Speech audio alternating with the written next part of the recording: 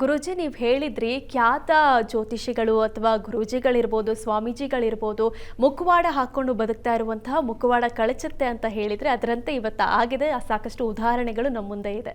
ಅದ್ರ ಬಗ್ಗೆ ಏನು ಹೇಳ್ತೀರಾ? ಕರೆಕ್ಟಮ್ಮ. ನಾವು ಎಸ್ಪೆಷಲಿ ಈ ಒಂದು ವರ್ಷದಲ್ಲಿ year of purification, year of expose ಅಂತಲೇ ನಮ್ಮ ಸ್ಲೋಗನ್ ಟೈಟ್ಲ್ ಕೊಟ್ಟಿದ್ದೀವಿ. ಇದೇ ಚಾನಲಲ್ಲಿ ಟೈಟ್ಲ್ ಕೊಟ್ಟಿದ್ದೀವಿ. ಅದು ತುಂಬ ವೈರಲ್ ಆಗಿ ಹೋಗ್ಬಿಡುತ್ತೆ, ಎಲ್ಲ ಕಡೆ ವೈರಲ್ ಆಗಿದೆ. ಸೊ ಅದರ ಪ್ರಕಾರ ನಾವು ಹೇಳ್ತೀವಿ, ಎಷ್ಟು ಜನ ಒಂದು ನಕಲು ಮಾಡ್ಕೊಂಡು ಬದುಕ್ತಾ ಇದ್ದಾರೋ, ಇರೋದು ಒಂದು ವಾಸ್ತವವಾಗಿ ತೋರಿಸ್ಕೊಳ್ಳೋದು ಒಂದು ಬದುಕ್ತಾ ಇದ್ದಾರೋ ಅಂಥವ್ರು 100% ಎಕ್ಸ್ಪೋಸ್ ಆಗುತ್ತಾರೆ ಅಂತ ಹೇಳ್ತೀವಿ. ಸೊ ಇವಾಗ ನೋಡ್ಬೋದು ಸುಮಾರು ಇನ್ಸಿಡೆಂಟ್ಗಳು ಎಕ್ಸ್ಪೋಸ್ ಆಗ್ತಾನೆ ಇದ್ದಾವೆ. ಸೊ ಅದರಲ್ಲೇ ನೋಡ್ಬೋದು ಕೆಲವು ಸುಪ್ರಸಿದ್ಧ ಜ್ಯೋತಿಷಿಗಳು ಕೂಡ ಸಿಗಾಕೊಂಡಿದ್ದಾರೆ. ಕಾವಿಯನ್ನು ತೊಟ್ಟಂಥ ದೊಡ್ಡ ಭವಿಷ್ಯ ಹೇಳ್ತೀನೋ ಅಂತ ದೊಡ್ಡ ದೊಡ್ಡ 70-80 ವರ್ಷ ಸ್ವಾಮೀಜಿಗಳು ಕೂಡ ಸಿಗಾಕೊಂಡ್ರು. ಸೊ ಇದು ನಾವೇನು ಹೇಳೋದಂದರೆ, ಮನುಷ್ಯನಿಗೆ ಒಂದು ಆಸೆ ಅಂತ ಇರುತ್ತೆ, ಆದರೆ ಕಾವಿ ತೊಟ್ಟ ಮೇಲೆ ಅದು ಅದೊಂದು ಬೇರೆ ಲೆವೆಲ್ಗೆ ಹೋಗಬೇಕು.